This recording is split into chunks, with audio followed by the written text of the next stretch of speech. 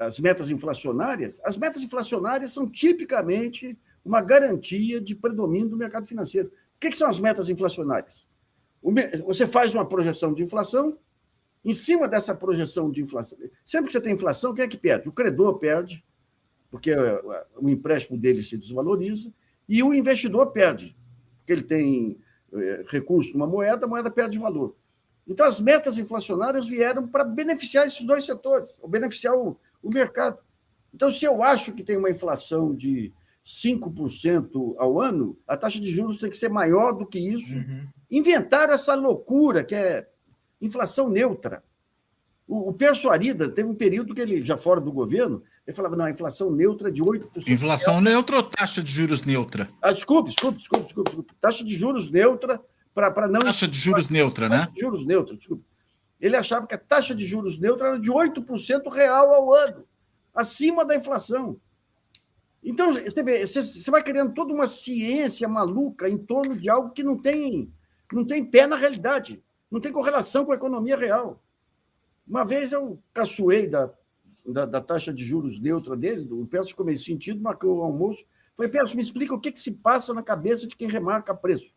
Ele falou, não, o cara olha para frente, vê a projeção de inflação, se a taxa de juros está menos que 8% acima da inflação, ele remarca preço.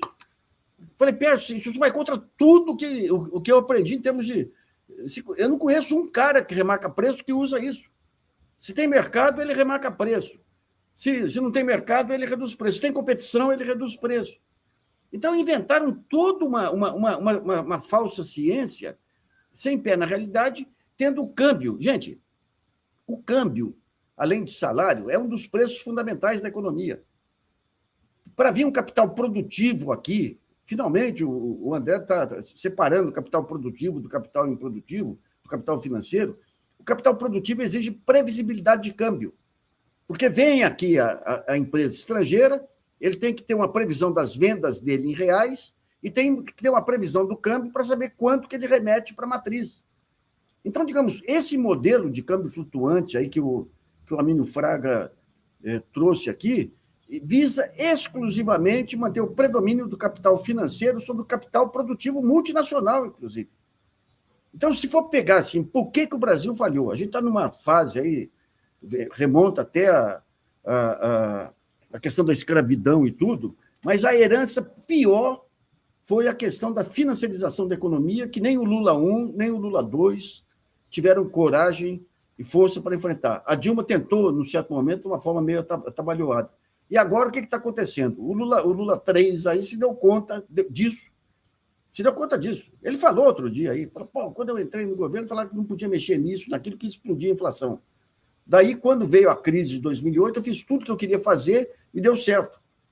Só quando vem a crise que, digamos, esses dogmas são desmontados, daí você é obrigado a correr para apagar incêndio, e daí você começa a olhar para a economia real, resolver problemas da economia real. Então, é um horror, viu? É um horror. Então, não tem que estar discutindo metas inflacionárias. O próprio André coloca, o Brasil é superavitário, não tem problema fiscal. E o problema a dívida é em moeda nacional. O Tesouro, o governo emite, o Tesouro tem títulos, emite títulos. Você não tem problemas de... Em outros tempos, você tinha problemas nas contas externas, porque você crescia, você não tinha reservas internacionais, a importação acabava sufocando. Mas a dívida interna não... ou crise fiscal não é problema nesse momento. Mas, mesmo assim, é o álibi, né?